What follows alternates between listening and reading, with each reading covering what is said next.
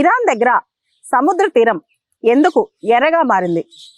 సముద్రం ఇరాన్ దగ్గర కొంత ప్రాంతం ఎర్రగా రక్తంలాగా కనిపిస్తుంది. దానికి కారణం ఏంటి?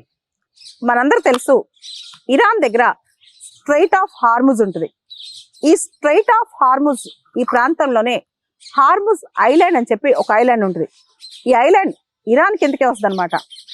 ఏదైతే ఈ స్ట్రైట్ ఆఫ్ హార్ముజ్ ఉందో ఇది ఒక narrow water body.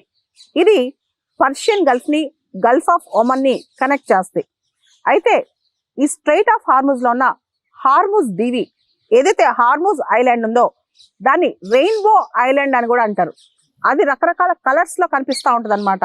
Different colours, red colour కావచ్చు, ఎల్లో కలర్ కావచ్చు, ఆరెంజ్ కావచ్చు, వైట్, బ్రౌన్, బ్లాక్, ఇలా రకరకాల రంగుల్లో కనిపిస్తుంది అనమాట. రెడ్ అసలు ఈ ప్రాంతంలో ఎర్ర రంగు బాగా డామినేట్ చేస్తూ ఉంటాయి. దానికి కారణం ఈ ప్రాంతంలో ఐరన్ ఆక్సైడ్ మినరల్స్ అనేవి ఎక్కువ ఉంటాం అనమాట. అక్కడ మట్టిలో కానీ అక్కడ రాక్స్ లో కానీ ఆ ప్రాంతం మొత్తం కూడా రెడ్ కలర్ కనిపిస్తూ ఉంటుంది. దానికి కారణం ఐరన్ ఆక్సైడ్ మినరల్స్ అనమాట. ఈ హార్ముజ్ ఐలాండ్ అనేది వాల్కనోక్ యాక్టివిటీ ద్వారా, వాల్కనో డిపాజిట్స్ ద్వారా ఏర్పడిన ఐలాండ్ అనమాట. ఎక్కువ వాటి వల్ల ఈ ఐలాండ్ మొత్తం షేప్ అయింది అనమాట.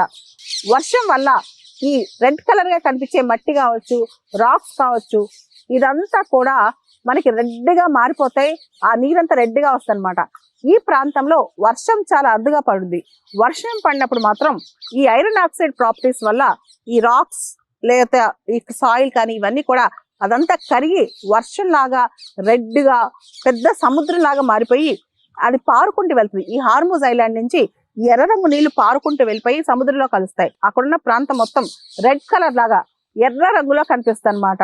మనం చూస్తే కనుక ఒక పక్క ఇరాన్ దగ్గరలోనే ఉన్న పర్షియన్ గల్ఫ్ లో వాటర్ ఏమో బ్లూ కలర్ నీలి రంగులో కనిపిస్తాయి. ఇంకో పక్క ఈ స్ట్రైట్ ఆఫ్ హార్ముజ్, ఈ హార్ముజ్ ఐలాండ్ నుంచి వాటర్ ఏవైతే వస్తాయో అవి మాత్రం ఎర్రగా కనిపిస్తాయి అనమాట.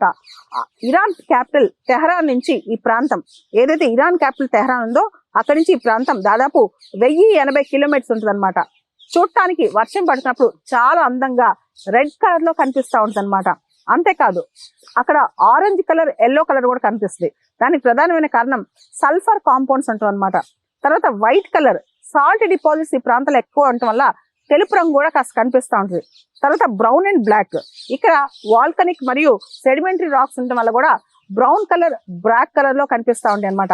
అయితే వర్షం పడినప్పుడు మాత్రం చాలా వరకు ఈ సముద్ర తీర ప్రాంతం ఈ హార్ముజ్ ఐలాండ్ నుంచి వచ్చే ఆ ఎరుపు నీళ్ళ వల్ల, ఆ వర్షం నుంచి ఆ రాక్స్ అవన్నీ కరిగి ఎరుపు నీళ్ళ వల్ల ఈ ప్రాంతం మొత్తం కూడా, సముద్ర తీరం మొత్తం కూడా ఐరన్ ఆక్సైడ్స్ తో ఇవన్నీ ఉండటం వల్ల, మొత్తం ఈ మినరల్స్ వల్ల, ఇదంతా వల్ల ఆ ప్రాంతం మొత్తం ఎర్రగా కనిపిస్తుంది అనమాట. ఇరాన్ తీర ప్రాంతంలో సముద్రం ఆ టైంలో ఎరుపు రంగులోకి మారుతూ ఉంటుంది అనమాట. ఈ హార్ముజ్ ఐలాండ్ అనేది ఇరాన్ కంట్రీలోకి వస్తుంది. మనందరూ తెలుసు స్ట్రైట్ ఆఫ్ హార్ముజ్ చాలా ఇంపార్టెంట్ స్ట్రైట్ అనమాట.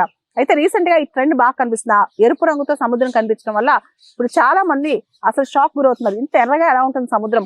ఓ పక్క నీలి కలర్ లో, ఇంకో పక్క ఎరుపు రంగులో ఎలా ఉంటుందంటే, ఎరుపు రంగు అవటానికి ఇంత కనిపించడానికి కారణం ఐరన్ ఆక్సైడ్స్ అనమాట. అక్కడ ఆ ప్రాంతాల్లో రాక్స్ కావచ్చు, సాయిల్ కావచ్చు, ఇదంతా కూడా ఐరన్ ఆక్సైడ్స్ తో నిండి ఉండటం.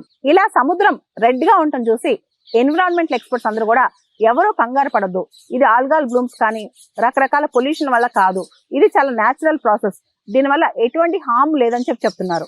ఈ హార్ముజ్ ఐలాండ్ లో ఉన్న ఈ రెడ్ కలర్ సాయిల్ రాక్స్ ఉంటాయి కదా, ఈ రెడ్ కలర్ సాయిల్ అనేది చాలా విశిష్టమైంది. దీంతోనే కాస్మెటిక్స్ కావచ్చు, రకరకాల డైస్ కావచ్చు, చాలా ఎక్స్పోర్ట్ వాల్యూ కూడా ఉంటుంది అనమాట ఈ రెడ్ కలర్ సాయిల్ కి. దీన్నే గెలాక్ అంటారు వాళ్ళ భాషలో. GELAK, గెలాక్ అని పిలుస్తారనమాట.